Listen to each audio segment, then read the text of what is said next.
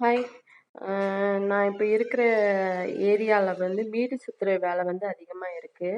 சரி நம்மளும் ஏதாச்சும் கத்துக்கிட்டு சுத்தி பெரிய கோட்டை கட்டிடலான்னு சொல்லிட்டு கத்துக்கிட்டு வீட்டு பக்கத்துல கொஞ்சம் பீடி சுத்தி குடுத்துட்டுருந்தேன்.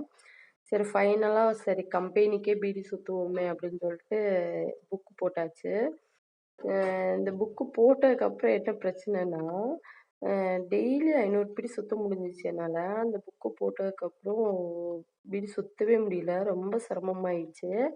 அ பார்த்தா தெரியும், அ கன்டினியூஸா பீடி குடுக்கவும் முடிய மாட்டுது. அ வாரத்துல 2000 பீடி குடுக்குறேன்.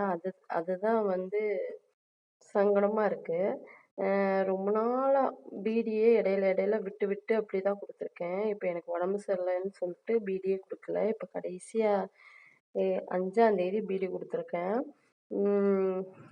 இதுக்கு வெளியிலயே சுத்திக்கலான்னு இப்ப தோணுச்சு. அ இது என்ன கணக்குன்னா வந்து 100 தூளு அப்படின்னா, இலையும் தூளும் சேர்த்து 1/4 கிலோ இல, 100 தூளு தருவாங்க. இத வந்து 500 பிடி நம்ம குடுக்குறத வந்து வர வச்சு, மிச்சம் இருக்கிறத அதில எழுதுவாங்க. இது வந்து பாக்கி கட்டு. அம் வாரத்தில வந்து அ வாரம் சம்பளம் எனக்கு.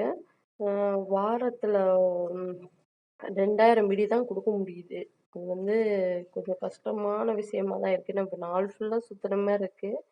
2000 பிடிக்கு தாண்ட மாட்டுது. வாரம் ரூ. 508 குடுக்குறாங்க எனக்கு. இனியாவது இந்த வாரத்துலயாவது ஒரு 5000 பிடி போடலான்னு யோசிச்சுட்டு இருக்கேன்.